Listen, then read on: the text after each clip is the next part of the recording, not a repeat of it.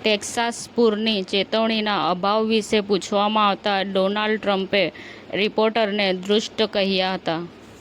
છેલ્લા 3-4 દિવસથી રાજ્યના અનેક જિલ્લાઓમાં છૂટાછવાયો વરસાદ વરસી રહ્યો છે.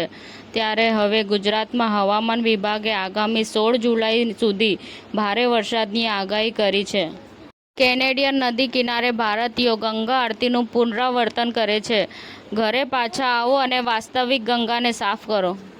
ઇઝરાયેલે ગાઝામાં સૈનિકો રાખવાનો પ્રસ્તાવ મૂકતા યુદ્ધ વિરામ વાટાઘાટો અટકી ગઈ.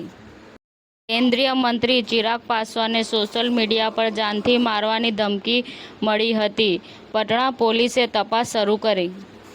ભારતીય સેનાએ અમરનાથ યાત્રાને સુરક્ષિત રાખવા માટે એક ઉચ્ચ તીવ્ર સુરક્ષા પહેલ ઓપરેશન શિવા શરૂ કરી છે. ભારતીય સેનાએ અમરનાથ યાત્રા 2025 માટે 8,500 સૈનિકો અને ઉચ્ચ તકનીક સુરક્ષા તૈનાત કરી. કેન્દ્રીય મંત્રી શ્રીમતી અન્નપૂર્ણા દેવીએ જણાવ્યું કે ગુજરાત સરકારે નવી પહેલો અને કેન્દ્રીય રીતે પ્રાયોજિત યોજનાઓ દ્વારા 0 થી લઈ 5 વર્ષના બાળકોને સારી રીતે પોષણયુક્ત બનાવવા માટે પોતાની પ્રતિબદ્ધતા દર્શાવી છે. ક્રાફ્ટ એક્સિડન્ટ ઇન્વેસ્ટિગેશન બ્યુરોનો પહેલો અહેવાલ બહાર આવ્યો છે, જેમાં અમદાવાદમાં એર ઇન્ડિયાના વિમાનને પક્ષી અથડાયું નથી કે કાવતરાના કોઈ સંકેતો નથી. ફિલ્મ અને ટીવી નિર્માતા એકતા કપૂર હાલમાં તેના ક્યુકી સાસ ભી કભી બહુ થી શોની 25મી વર્ષગાંઠ લઈને ચર્ચામાં છે, જેમાં બીજી સિઝનની ખૂબ જ મર્યાદિત એપિસોડવાળી રહેશે. મ્યાનમારના સાંગાઈ ક્ષેત્રમાં બૌદ્ધ મઠ પર હવાઈ હુમલો કરવામાં આવ્યો છે, જેમાં 23 લોકોના મોત થયા છે અને લગભગ 30 લોકો ઘાયલ થયા છે.